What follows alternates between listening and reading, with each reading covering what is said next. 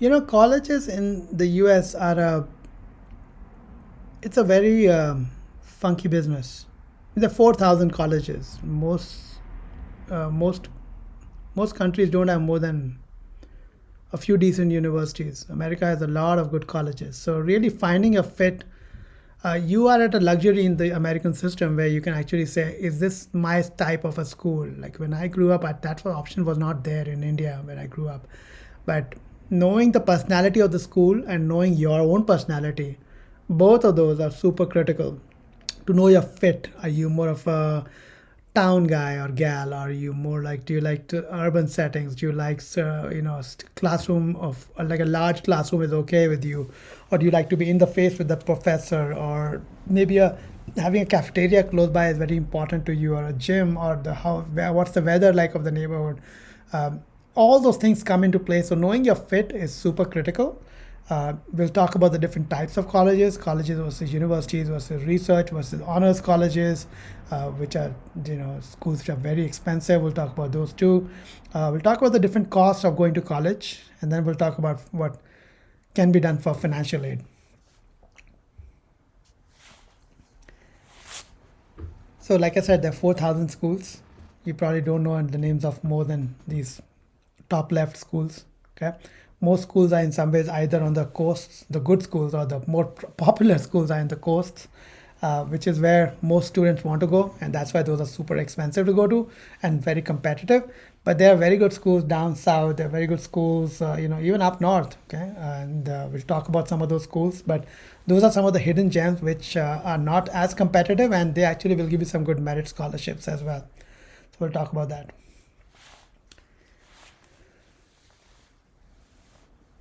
I read this. It's a YouTube video. You should look it up.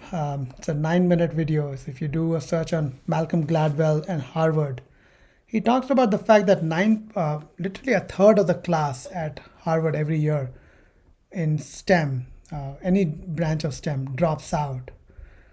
Think of it. I mean, Harvard brings in the top of the top line students, but even there, a third of the class drops out.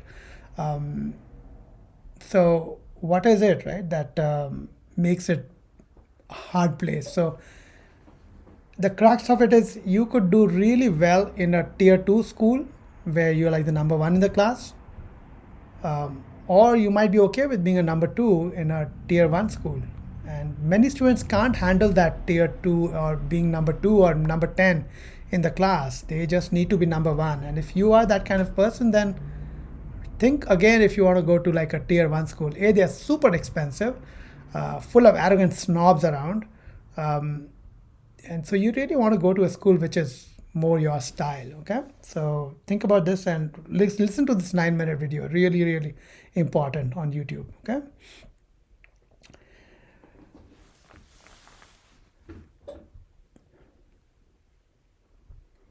think of going to a liberal arts college, and you could say that a liberal arts college is a college basically, um, is a smaller form of a university.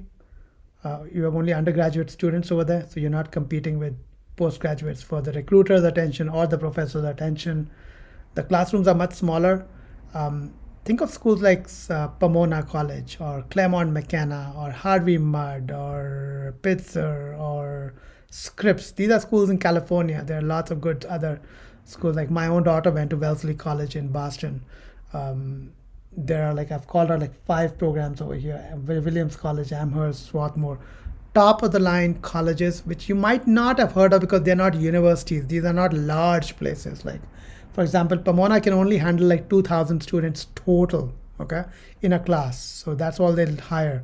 Versus compare that to a Berkeley or to a UCLA, and they take in like several thousand students. Okay, school like for example Wellesley will only take like 500 students every year.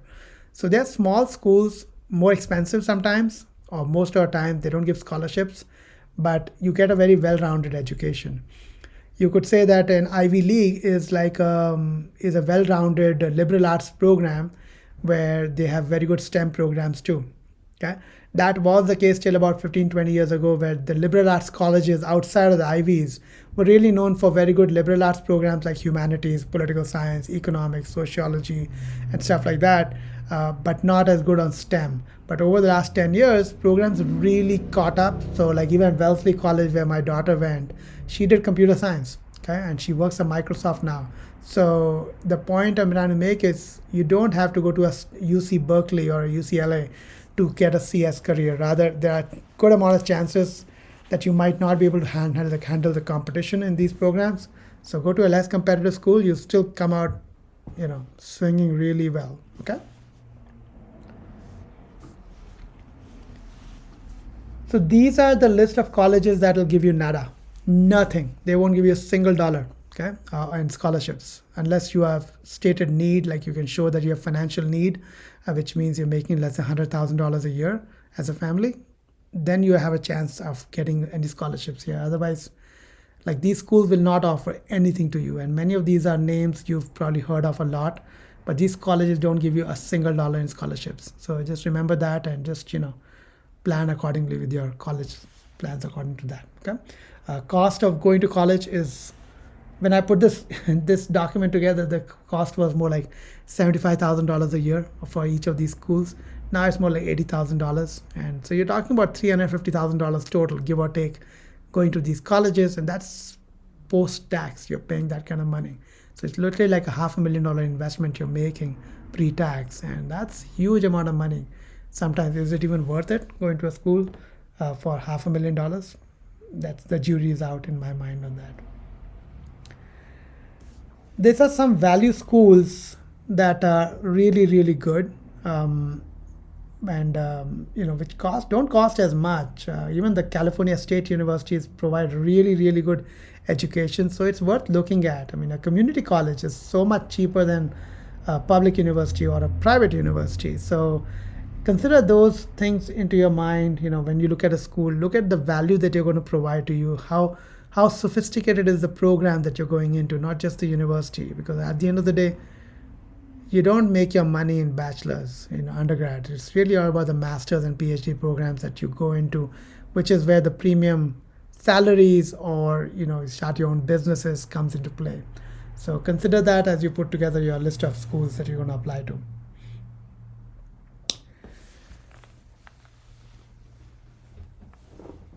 The other thing to think about is honors programs.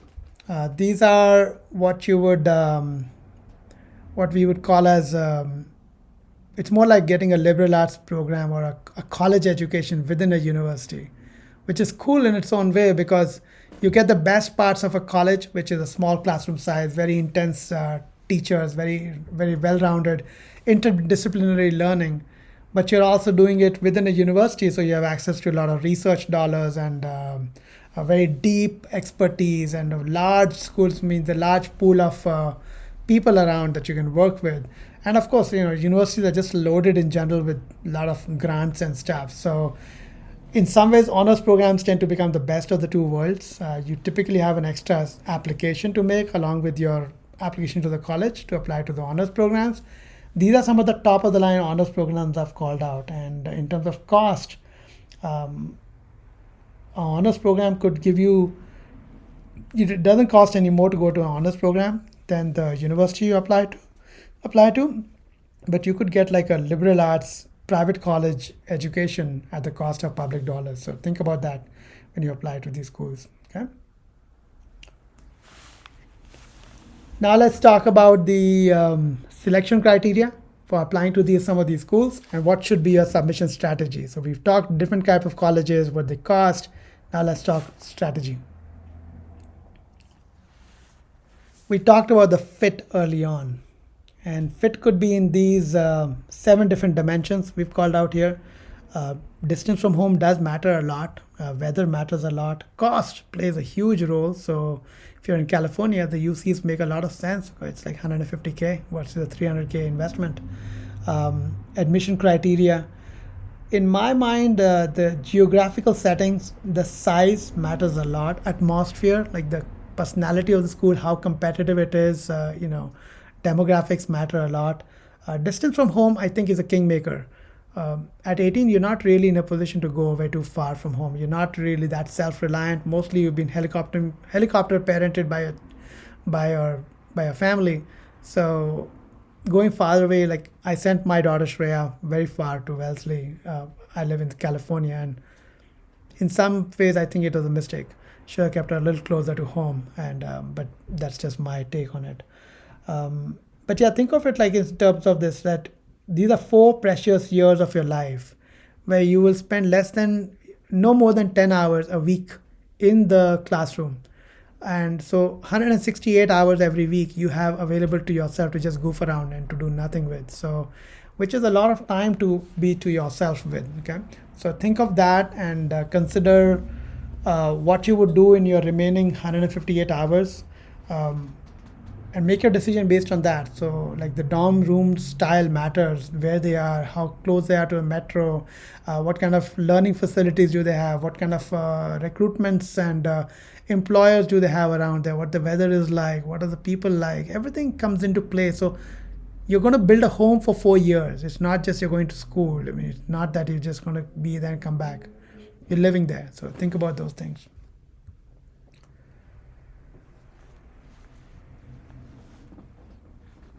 When you apply to schools, having a strategy for reach schools and targets is very important.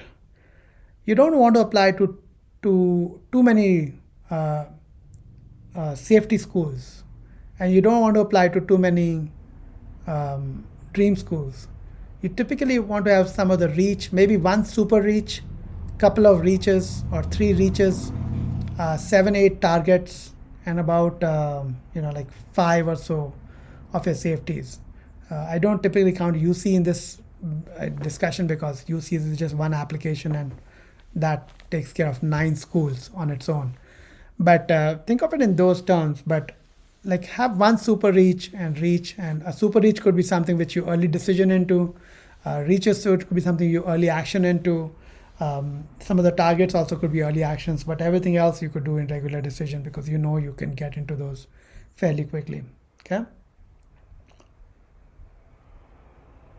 And putting together the list in terms of knowing about your academic record, like most schools will tell you what kind of GPA the 75th percentile of their students have, and take that into consideration as your litmus test. Um, there's software which can tell you what are the chances of getting in simply based on the academics and what extracurriculars you've done. I have some of those software myself which I use. Now, planning to early decision or not is a very important, but it's important, yet it's a very personal decision. When you early decision into a school, you really have fallen in love with that school and you've decided that that is a school. If you get in, you'll take it. So if you've not done a whole lot of college campus tours, early decision might not be for you. If you don't know a school saying, oh my God, this is a school for me, don't just early decision. Okay. Early REA, restrictive early action, also should be done only on schools where you feel like this is it. I mean, I'm ready to give up. Know this thing that when you early decision or when you REA, you are giving up a lot of options. So that school better be god damn it worth it. Okay.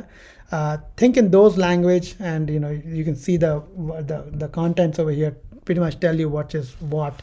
But I have students who will REA into schools and they give up a lot in return. So that decision is very important to be made. But early action, yeah, absolutely. If you have good grades all the way to your 11th grade, absolutely early action. There's no reason why you need to hold on to regular decision. Regular decision should be only for some safety schools and maybe a few targets. But apply early action if their schools have an option. Okay. This is a little more details about why you would make a decision on early action versus early decision. I'm not a big fan of early decision simply because you don't get any scholarships, nothing. You've told the school, I love you so much, I'm ready to drop my pants for everything for you if you take me in. And that's not a way to negotiate. You should have a negotiating hand and you should know all that's available. And you should visit multiple schools before you make a decision, okay?